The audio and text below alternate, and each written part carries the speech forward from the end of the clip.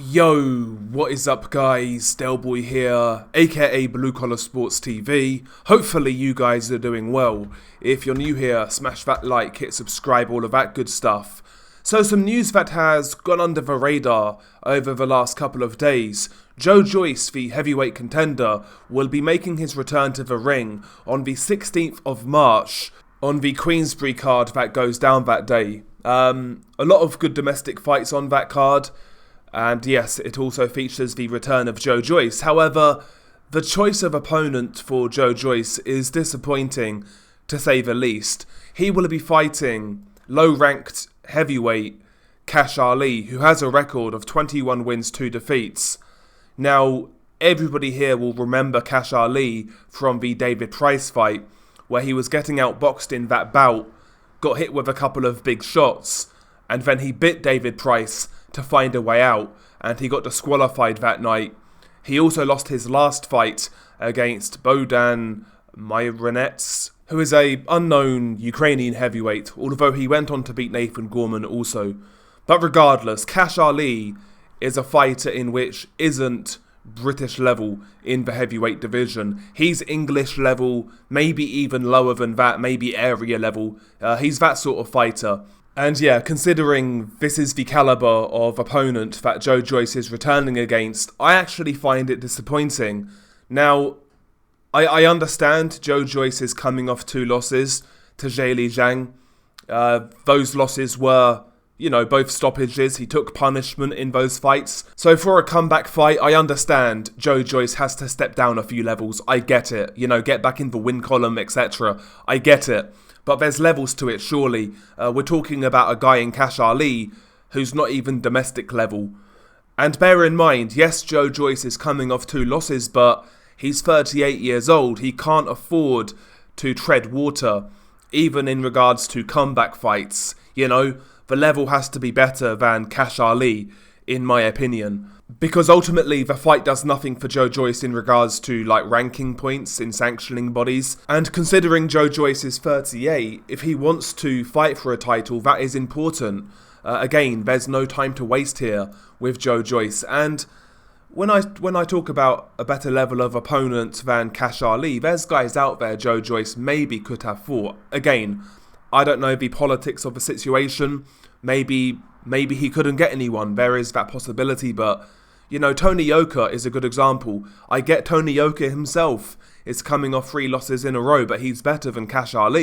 Plus you can sell that fight.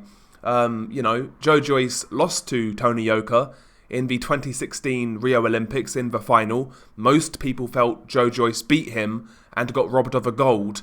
Both guys are coming off losses. Yoka's coming off 3. Joyce is coming off 2. Why not have these guys fight in a loser leaves town fight? You could still sell it. Yes, Joyce would be a big favourite, but again, Yoka is far better than Kash, despite how disappointing Yoka's been.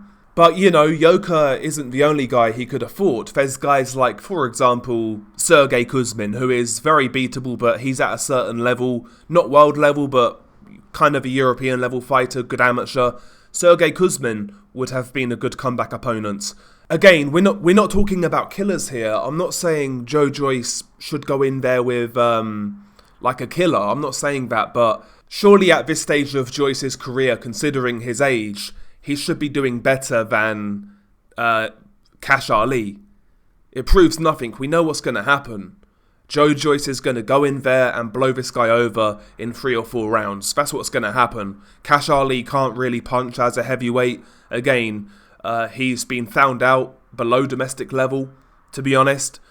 It proves nothing. I'll tell you what, another good fight for Joyce would have been Michael Hunter. Michael Hunter can't get a fight for love nor money right now. And Michael Hunter still has somewhat of a name. Yes, his reputation's diminished following the Hrgovic situation. He should have took that Hrgovic fight, obviously, but he's still a name. He's still got a good record. He's still a notable guy in the heavyweight division. And honestly, given how Michael Hunter's looked recently and given his inactivity, it's a very winnable fight for Joyce. These are the sort of guys I was kind of hoping for on Joyce's return. I didn't really envisage a step down this drastic, And yeah, Kash Ali for me is a poor opponent. He's a poor opponent. And also, another thing I'd like to say, to me, Joyce, yeah, he's coming off 2 losses, and yeah, he took punishment.